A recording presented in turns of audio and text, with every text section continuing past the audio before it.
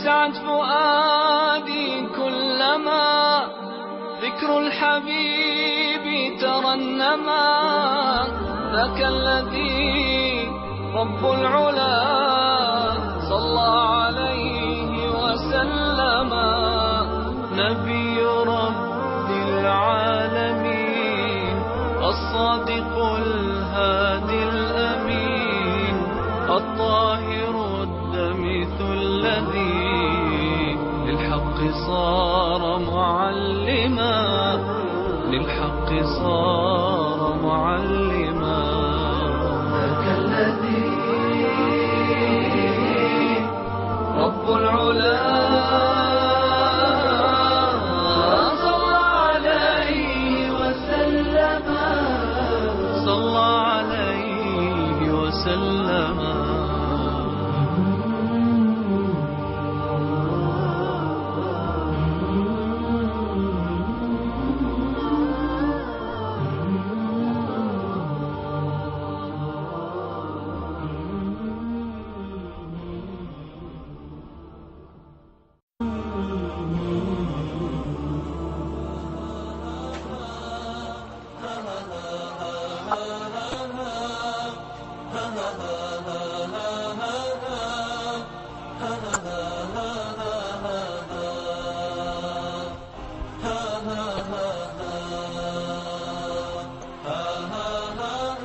Встреча пророка, да благословит его Аллах и приветствует, в Медине.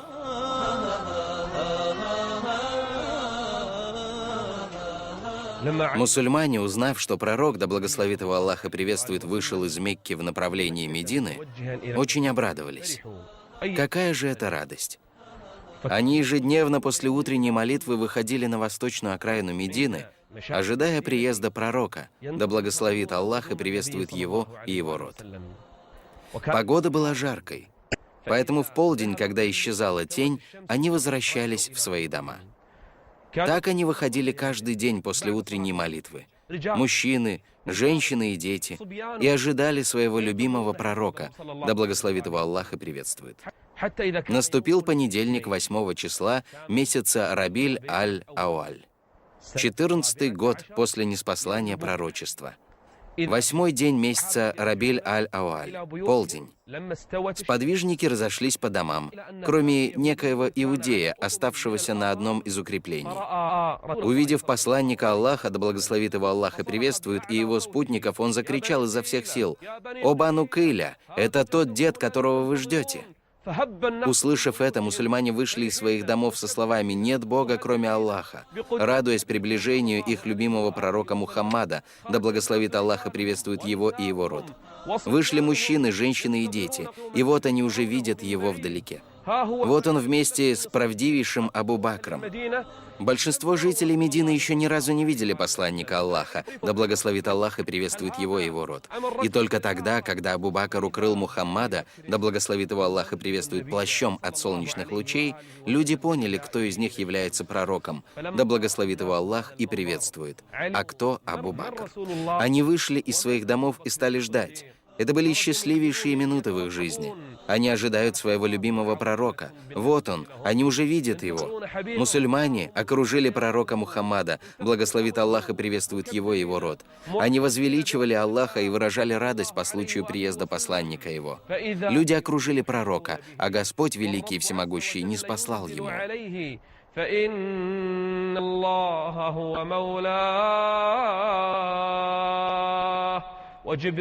وجبريل وصالح المؤمنين والملائكة بعد ذلك ظهير. وهكذا نزل النبي. Пророк, да благословит его Аллах и приветствует, остановился в этот же день, в понедельник, в местечке Куба у Бану Амр ибн Ауф, и прожил здесь несколько дней. Все жители радовались и ликовали по случаю прибытия посланника Аллаха, да благословит Аллах его и его род.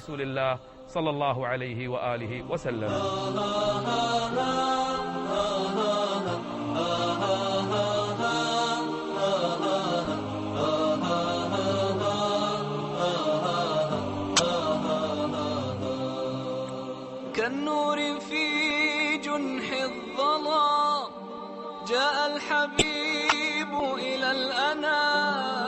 هديا يضيء دروبهم وكأنه بدر السماء كالنور في جنح الظلام جاء الحبيب إلى الأنام هديا يضيء دروبهم وكأنه بدر السماء لمحمد خلق عظيم وبحبه من لا يهين.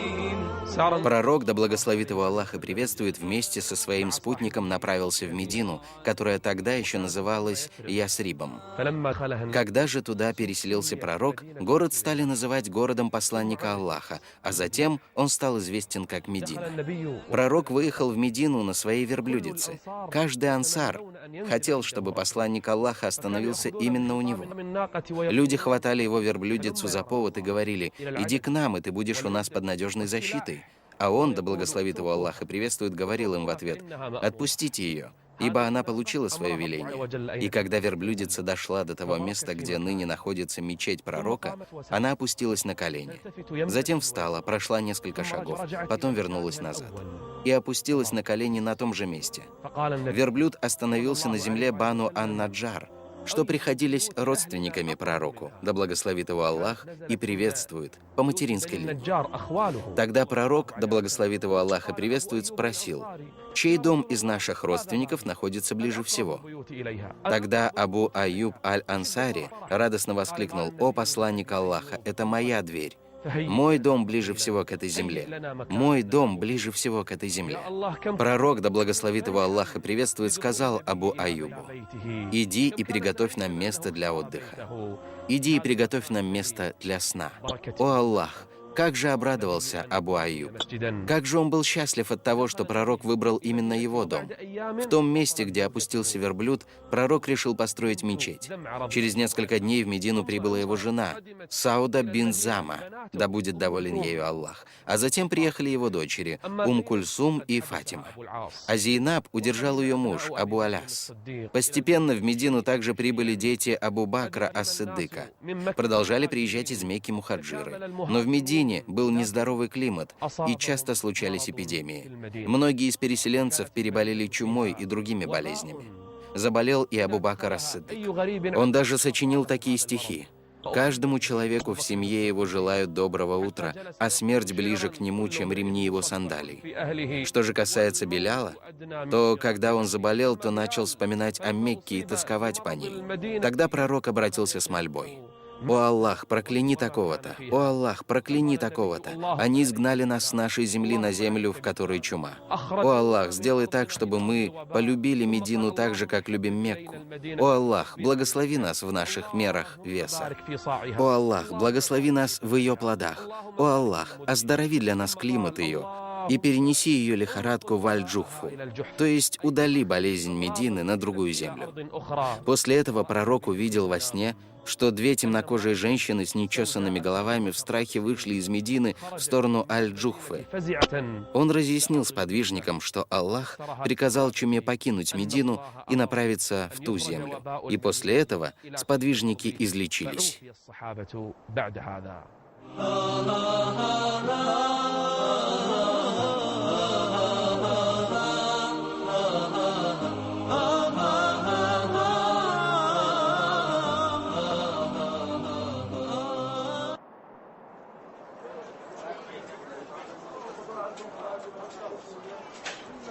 Первым делом, к которому приступил пророк, да благословит и приветствует Аллах его и его род, в Медине, стало строительство мечети. Он побуждал к этому сподвижников, и они решительно, со старанием и воодушевлением приступили к делу. Они начали строить один из домов Всевышнего Аллаха. Пророк работал вместе с ними, и он был первым среди них. Он строил мечеть вместе с ними.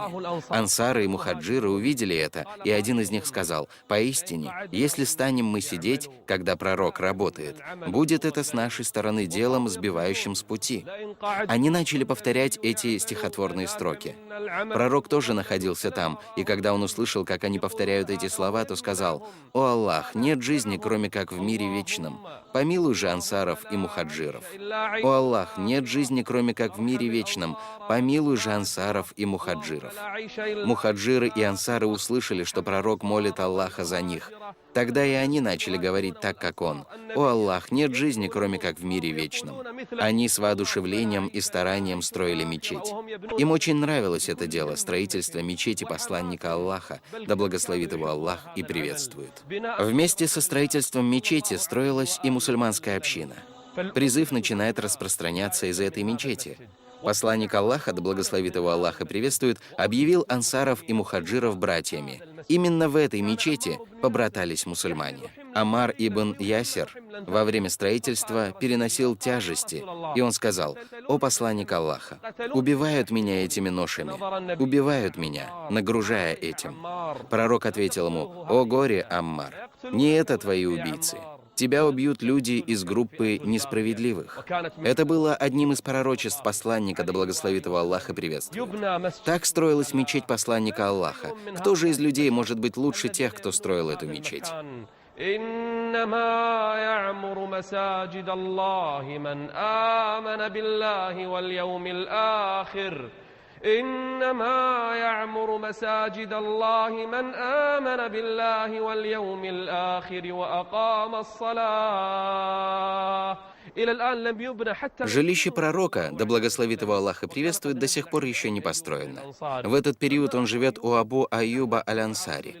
Посмотрите на отношение Абу Аюба к посланнику Аллаха. У него в доме было 2 комнаты, одна над другой.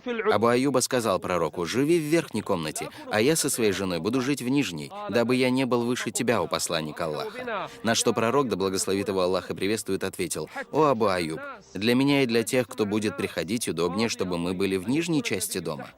Абу Аюб согласился с ним и стал жить над посланником Аллаха. Он также рассказал: «В один из дней у нас разбился кувшин с водой. Мы испугались, что вода достигнет комнаты посланника Аллаха, и у нас не было ничего, кроме покрывала, которым мы укрывались. Мы поторопились, чтобы высушить им воду, пока она не накапала на посланника Аллаха. Мы готовили для него ужин, потом посылали его ему. Когда же он возвращал нам остатки ужина, мы определяли места, куда коснулась рука пророка, и съедали их, стремясь достичь его благодати. Построили мечеть и построили дом для посланника Аллаха, да благословит его Аллах и приветствует. Он покинул дом Абу Аюба аль-Ансари и переселился в свой, который непосредственно примыкал к его, да благословит его Аллах и приветствует, мечети.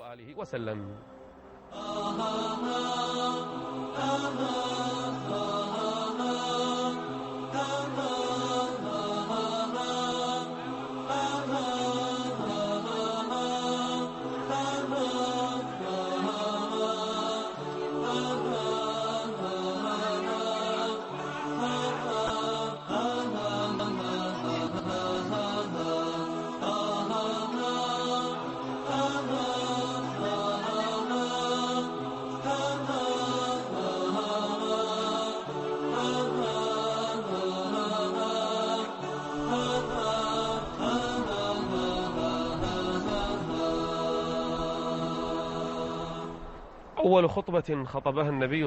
первой же проповеди, которую произнес пророк, да благословит его Аллах и приветствует, были слова: «Нет среди вас никого, с кем не заговорит Господь». Затем человек посмотрит справа от себя и не обнаружит ничего, кроме того, что совершил ранее. Посмотрит слева от себя и не увидит ничего, кроме того, что совершил ранее. Затем посмотрит перед собой и не увидит ничего, кроме огня. Так защищайте себя от огня, хотя бы половиной финика. Затем пророк, мир ему и благословение, увещевал их. Именно сейчас устанавливались первые законы исламского государства. Братание между мухаджирами и ансарами явилось актом оформления особых отношений между людьми. Пророк соединил их сердца. Переселенцы были бедны, они покинули свою родину с пустыми руками. Даже если кто-то из них и имел богатство, курейшиты не позволили забрать его. Курейшиты отобрали у них имущество, и мухаджиры покинули Мекку бедными, несчастными. Они искали убежище у своих братьев в Медине. Пророк хотел построить крепкое исламское государство, а ведь мухаджиры не принадлежали к племенам ансаров. Они отличались друг от друга. Поэтому пророк и начал братание между мухаджирами и ансарами. На самом деле это было не так просто. Между самими ансарами долгие годы были войны и конфликты. Пророк же захотел примирить ансаров и побратать их с иноземцами, с мухаджирами, которые прибыли к ним. И он начал братать этого с тем. Хамзу с Зейдом, Али ибн Абу Талиба с ним самим, с пророком. Так Аллах сплотил их сердца.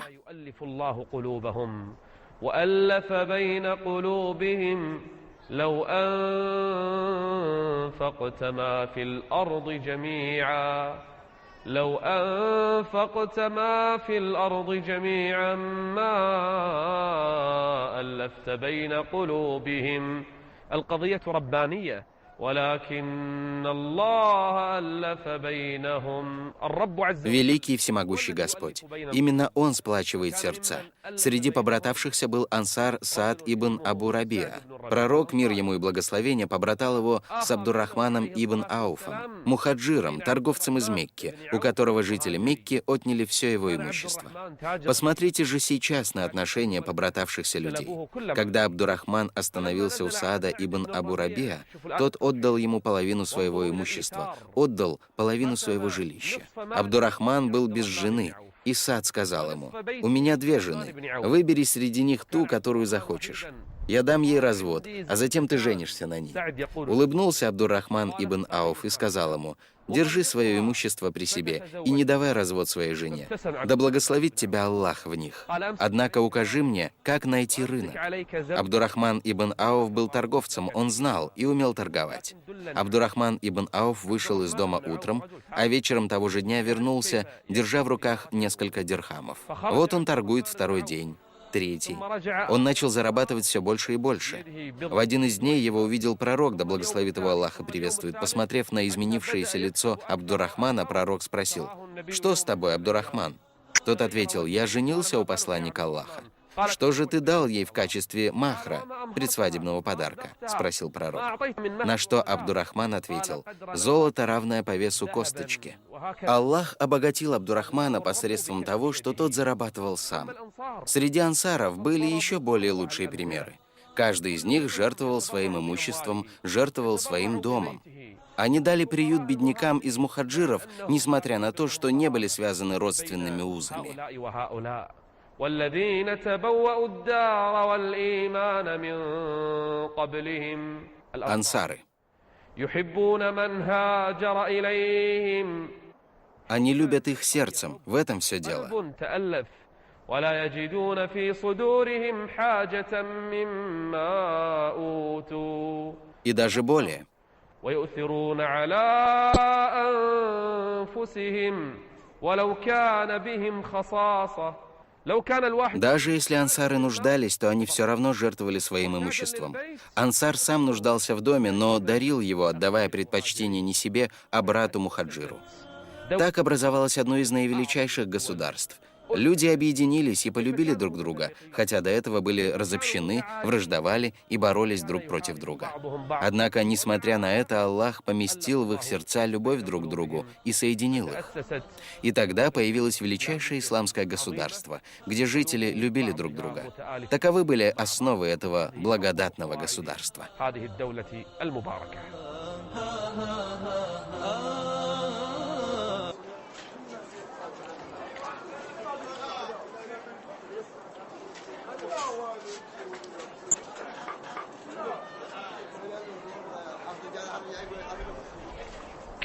После возведения мечети мусульмане Медины стали собираться там для совершения общих молитв, дожидаясь времени их начала. Но тогда не было ничего, что могло бы быть сигналом, призывающим на молитву. Люди начали размышлять и предложили использовать рог, подобно иудеям. Однако пророк, да благословит его Аллах и приветствует, отверг это предложение. Затем решили использовать колокол, подобно христианам, но это тоже было отвергнуто. К пророку пришел ансар по имени Абдуллах ибн Заид и рассказал, что он увидел во сне мужчину в 2 зеленых одеждах, держащего в руках колокол. Абдуллах во сне спросил его: «Продашь ли ты мне этот колокол?» Тот спросил: «Что же ты будешь делать с ним?» «Буду призывать людей к молитве», — ответил он. Тогда мужчина сказал: «Не указать ли мне тебе на то, что лучше этого?» Абдуллах согласился. Мужчина сказал: «Говори: Аллах велик, Аллах велик, Аллах велик. Свидетельствую, что нет никого достойного поклонению, кроме Аллаха. Свидетельствую, что нет никого достойного поклонению, кроме Аллаха. Свидетельствую, что Мухаммад – посланник Аллаха». Этот человек обучил его во сне азану. Абдуллах рассказал этот сон пророку, да благословит его Аллах и приветствует. И пророк понял, что это указание на призыв к молитве. Посланник Аллаха сказал Абдуллаху: «Встань вместе с Билялом, подскажи ему эти слова, и пусть он произносит их». Тот спросил: «Почему он?» «Его голос сильнее твоего», — ответил пророк. И с этого времени Билял, когда наступало время молитвы, поднимался на дом одной женщины из племени Бану Наджар, который был самым высоким домом, находящимся возле мечети, и начинал громко призывать к молитве, возвеличивая Аллаха. И люди за ним начинали возвеличивать Аллаха. Каждый раз при наступлении времени молитвы поднимался Билял и провозглашал азан. Таким образом, азан стал предписанием для каждой молитвы. В Медине проживали также иудеи. Как только пророк прибывал в Медину, они сразу же начинали проявлять свою враждебность по отношению к нему. Так они поступали со всеми пророками. Несмотря на то, что они ожидали прихода пророка, знали о его приходе и даже угрожали людям его приходом, несмотря на это, как только он прибыл, они проявили враждебность по отношению к нему. София бинт Хувей ибн Ахтаб, да будет доволен ею Аллах, которая до принятия ею ислама и до выхода замуж за пророка исповедовала иудаизм, рассказала. Она рассказала: «Я была любимой дочерью своего отца, а ее отцом был старейшина племени. В день, когда пророк достиг места Куба, я сидела у себя дома, и вдруг ко мне вошли отец и мой дядя Ясир ибн Ахтаб. Вошли Хувай и Ясир. По их лицу я поняла, что что-то произошло. Я пыталась поиграть с отцом, но он не повернулся. Так что же произошло?» Она продолжает: «Мой дядя, Ясир, спросил отца: он ли это? То есть тот самый ли это пророк, упоминание о котором мы находим в наших книгах?» Тогда Хувайр ибн Ахтаб ответил: «Да, это он. Он хочет сказать, что это и есть тот пророк, который упомянут в книгах и о котором извещали они людей». Тогда Ясир сказал Хуваю: «Удостоверился ли ты в этом? Удостоверился ли в том, что это и есть обещанный пророк?» Тот ответил: «Да, удостоверился, это действительно он». Ясир спросил Хувая ибн Ахтаба: «Что же ты будешь делать?» Тот ответил: «Клянусь Аллахом, я буду враждовать с ним, пока не умру. Аллах велик, знает, что это пророк, и уверен, что это пророк, ждет его и сообщает о его скором прибытии людям. Но когда удостоверился в этом, говорит: я буду враждовать с ним, пока не умру». الذين آتيناهم الكتاب يعرفونه كما يعرفون أبناءهم. Они уверены в том, что это и есть посланник Аллаха, как бывает мужчина уверен в своих сыновьях. يعرفونه كما يعرفون أبناءهم وإن فريقا منهم ليكتمون الحق وهم يعلمون. Велик Аллах.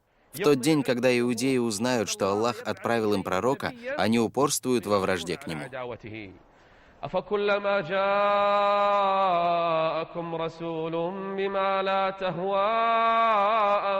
أنفسكم استكبرتم ففريقا كذبتم وفريقا تقتلون. Иудей по имени Абдуллах ибн Салям был ученым мужем. Он рассказывает: «Когда я услышал, что приближается пророк, я работал на пальме. У меня в то время была моя тетя. Когда я услышал, что пророк подошел к Медине, я провозгласил: Аллах велик. На что моя тетя сказала: да пошлет тебя Аллах печаль. Если бы даже ты услышал о приходе Мусы ибн Имрана, то не обрадовался бы больше. Тогда я сказал ей: о, тетя, он и Муса — братья. Это пророк, и тот тоже пророк. А тетя сказала мне: это тот ли пророк, о котором нас обрадовали, и о котором было сказано, что он будет послан при приближении часа? Я ответил: да, о, тетя. Да, это действительно он. Он продолжает: затем я пошел к нему и посмотрел на его лицо. И с первого взгляда я понял, что это лицо не лжеца. Это говорит ученый муж иудеев. Он говорит: «Я сидел у пророка и объявил, что принимаю ислам, а затем сказал: „О посланник Аллаха, воистину, Иудея – племя лжецов. Когда они придут к тебе, спроси их обо мне, расспроси их, кто я для них». Ученые мужи иудеев захотели прийти к пророку, чтобы удостовериться в нем, расспросить его, да благословит его Аллах и приветствует. Абдуллах продолжает: «Я спрятался у посланника Аллаха. Он спрятался за стеной. Когда приблизились ученые мужи иудеев, чтобы расспросить пророка о религии, об исламе, он спросил их: «Каково положение Абдуллаха ибн Саляма среди вас?» Они ответили: «Он наш ученый и сын ученого. Он наш господин и сын старейшины». Пророк сказал им: «Что вы скажете, если он примет ислам?» Те ответили: «Мы прибегаем за защитой к Аллаху от того, чтобы он принял ислам. Абдуллах ибн Салям примет ислам? Это же ученый среди нас». Тогда вышел Абдуллах ибн Салям и сказал им: «Я свидетельствую, что нет никого достойного поклонения, кроме Аллаха, и что Мухаммад – посланник Аллаха». Посмотрев на него, они изменились в лице, а затем сказали: «Он самый плохой из нас и сын самого плохого из нас. Аллах велик». Немногим ранее они говорили о нем, как о господине и сыне их господина, а сейчас наихудший из нас и сын наихудшего из нас. Абдуллах сказал: «О посланник Аллаха, разве я не говорил тебе, что иудеи лжецы?» Они стали враждебны по отношению к посланнику Аллаха, как только он прибыл в Медину, несмотря на их знания и уверенность в том, что он действительно посланник Аллаха.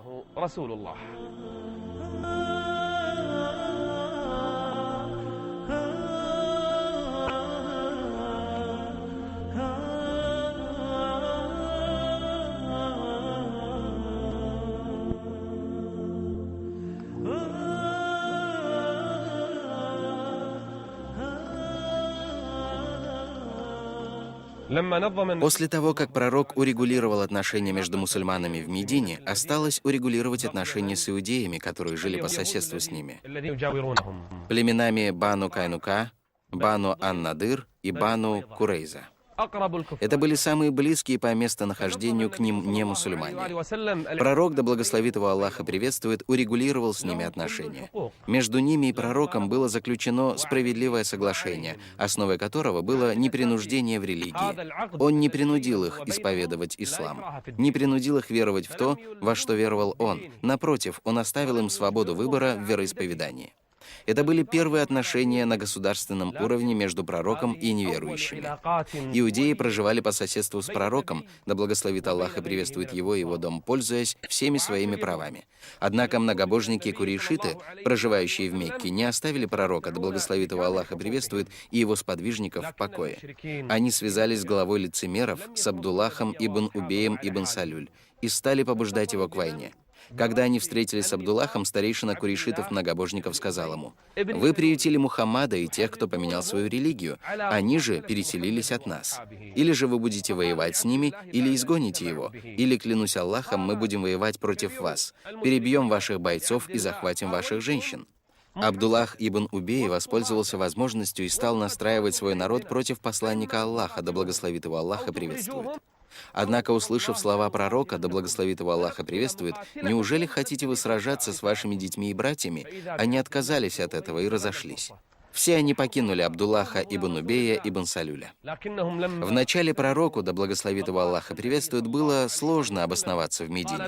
Опасность поджидала сподвижников и всех мусульман. Аиша даже сказала: «Однажды я была вместе с пророком, в месте его приюта, и услышала, как он сказал: „О, если бы нашелся праведный человек, который охранял бы меня сегодня ночью! О, если бы нашелся праведный человек, который охранял бы меня сегодня ночью! О, если бы нашелся праведный человек из моих сподвижников, который охранял бы меня сегодня ночью». Аиша продолжает: «И мы услышали звон оружия у двери дома. Пророк спросил: „Кто?“ Человек ответил: „Это Саид ибн Абу Ваккас, о посланник Аллаха“. Пророк спросил его: „Что привело тебя сюда?“ Саад ответил: „Я испугался за тебя, о посланник Аллаха, и пришел охранять тебя“. Его направил великий и всемогущий Аллах. Успокоился пророк, да благословит его Аллах и приветствует, и заснул в ту ночь. После этой ночи сподвижники по очереди охраняли посланника Аллаха. Так было в первые дни пребывания посланника, да благословит его Аллах и приветствует, в Медине, пока они не спаслал великий и всемогущий Господь аят, успокаивая пророка. والله يعصمك من الناس. Тогда пророк, да благословит его Аллах и приветствует, сказал сподвижникам: «Оставьте меня. Воистину, всемогущий и великий Аллах взял меня под защиту. Всемогущий и великий Аллах охраняет меня. Аллах хранит своего пророка. Аллах защищает его». Прошли дни, а многобожники все еще пытаются найти способ напасть на посланника Аллаха и на его сподвижников. «Как они выскользнули из наших рук?» — думали они. В это время Ансар Саад ибн Муаз отправился в Мекку для посещения Каабы. Он остановился у Умейи ибн Халяфа. Саад сказал Умейи: «Найди для меня время, чтобы я совершил обход вокруг Каабы. То есть найди время, когда никого там не будет». Тот нашел такую возможность. Выйдя вместе, они натолкнулись на Абу Джахля. Он спросил Умейю: «Кто с тобой, о Умейя?» Тот ответил: «Это Саад ибн Муаз». Тогда Абу Джахль заявил Сааду: «Ты спокойно ходишь по Мекке, в то время как там у себя вы даете приют вероотступникам. Клянусь Аллахом, мы не позволим совершать обход. Они хотят помешать людям совершить обход вокруг запретного дома, вокруг Каабы». Тогда Саад ибн Муаз сказал ему: «Клянусь Аллахом, если вы помешаете нам совершить обход вокруг Каабы, мы запретим вам ехать в Шам». Абу Джахль словно испугался этих слов и сказал: «Клянусь Аллахом, если бы не сопровождал тебя Абу Сафуана, не вернулся бы ты домой целым». Саад пришел к посланнику Аллаха и сообщил, что многобожники запрещают им делать обход вокруг Каабы. Начался еще более опасный период жизни мусульман. Множились обиды, наносимые курейшитами. Несмотря на то, что Кааба не была их имуществом, ее построил Ибрахим. Она принадлежит великому и всемогущему Аллаху. Она была построена для поклонения и посещения. Она — первый дом, который был построен людям для поклонения. Однако низость курейшитов и их коварство привели их к тому, что они запретили совершать обход вокруг Каабы. Прошли дни, опасность еще больше стала угрожать пророку, да благословит его Аллах и приветствует, и его сподвижникам. Каждый из них ложился спать с оружием. Подобно этому, в начальный период пребывания в Медине великий и всемогущий Аллах не спаслал разрешение начать новый период, разрешил сражаться на пути Аллаха. أذن للذين يقاتلون بأنهم ظلموا وإن الله على نصرهم لقدير.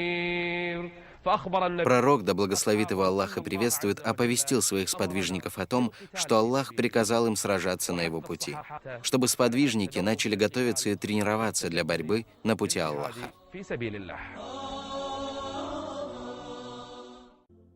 Компания iMedia выражает благодарность кувейтскому спутниковому каналу Аль-Ватан.